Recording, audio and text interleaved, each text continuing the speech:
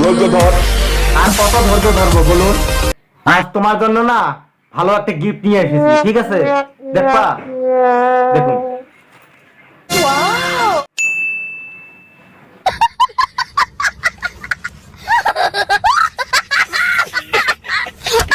Madam, আমার কথাটা তো শুনুন। যা বাবা, আরো ইংরেজিতে ঝাড়ি দেয়।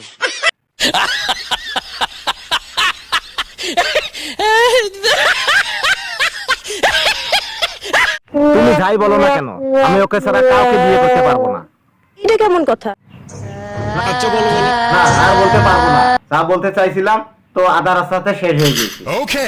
আমার মনে হ্যাঁ, আমারও ঠিক তাই মনে হয়।